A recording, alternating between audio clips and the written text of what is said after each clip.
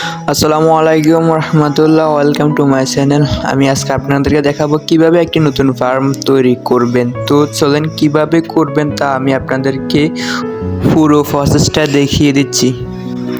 এই ফার্মটি হলো রাজ এগ্রো।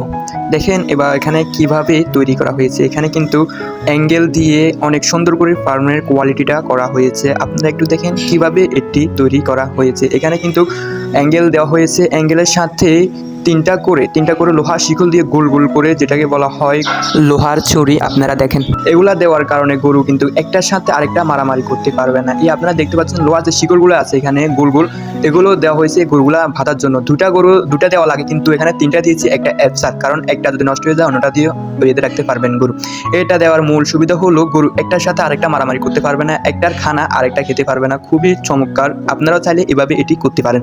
তো আরও দেখেন, আপনারা ভালো করে একটু খেয়াল করে দেখবেন কীভাবে প্রসেসটা তৈরি করা হয়েছে। তো আমি আপনাদেরকে আরও একটি ভালো প্রসেস বলবো, সেটা হলো আপনারা এভাবে না করে আপনারা যে গলা দিয়েছে গলাগুলা কিন্তু আপনারা চাইলে মাঝে দিতে পারেন।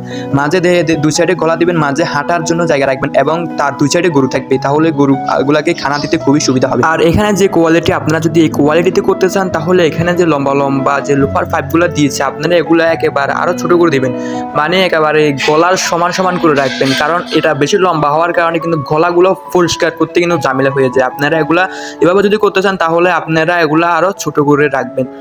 তো গাইস, আমার ভিডিওটি কেমন লেগেছে অবশ্যই কমেন্টে জানিয়ে দেবেন, আর আমার চ্যানেলটা অবশ্যই সাবস্ক্রাইব করে রাখবেন এমন এমন ভিডিওগুলো দেখার জন্য। আমার এটা নতুন চ্যানেল, আমাকে একটু সবাই সাপোর্ট করবেন। আল্লাহ হাফেজ।